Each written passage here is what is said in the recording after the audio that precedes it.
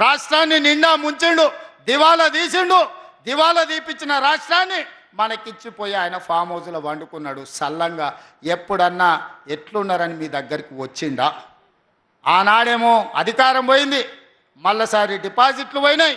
ఈ ఎన్నికల అభ్యర్థి లేడు, ఎన్నికల్లో పోటీ చేయనోడు, ఎన్నికల్లో అభ్యర్థి దొరకనోడు ఇవాళ కాంగ్రెస్ పార్టీని ఓడగొట్ట అంటారు. కాంగ్రెస్ పార్టీని ఓడగొట్టమంటే బీజేపీని గెలిపించమనే కదా. కొట్లాడుతుంటే నా కాలు పట్టి ఆయన గుంజిండంటే నా ఎదురుగుండోని సాయం చేసినట్టే కదా.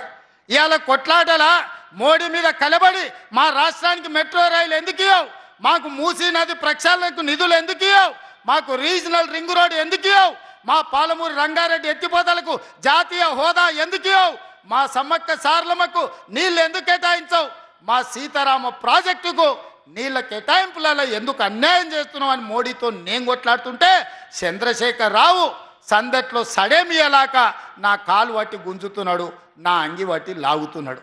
ఎవరి కోసమే? మోడీ కోసం కాదా?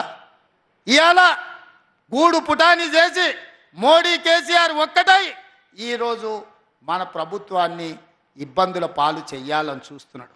ఇవాళ నేను ఒక్క మాట అడగదలుచుకున్నా, మా బీసీ సోదరులు చదువుకున్నారు, చైతన్యం వచ్చింది, మీ వాటా మీ కోట మీరు అడుగుతున్నారు. 100 ఏళ్ళల్లా 1931లో తెల్లదొరలు ఉన్నప్పుడు కులగణన జరిగితే 2025 సంవత్సరం వరకు దాదాపుగా 96-97 ఏళ్ళల్లా ఎన్నడన్నా మీ కులగణన జరిగిందా ఈ దేశంలో? బీసీనని పెద్ద బీసీనని చెప్పుకునే మోడీ గారు 12 ఏళ్ళైంది ప్రధానమంత్రి, మీ బీసీ లెక్కలు తేల్చిండా అని నేను అడుగుతున్నా.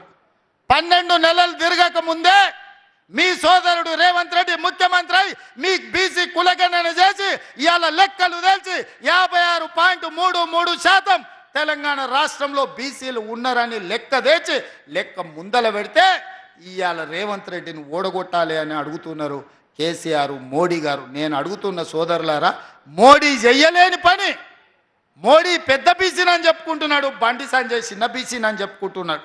వీళ్ళిద్దరు 12 ఏళ్ళ నుంచి ప్రధానమంత్రిగా ఉన్నారు, ఏమన్నా చేసిండా?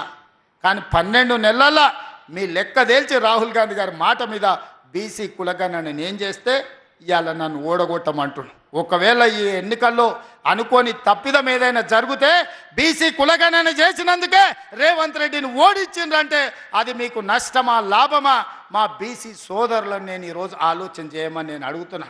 నేను మీకోసం కొట్లాడుతున్నా, నేను మీకోసం పనిచేస్తున్నా.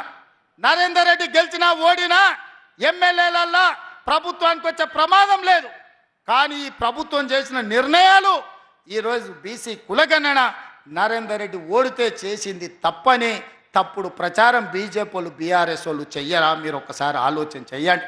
ఇవాళ ఎస్సీ కేటగరైజేషన్ 30 ఏళ్ళ నుంచి మీరు కొట్లాడుతున్నారు.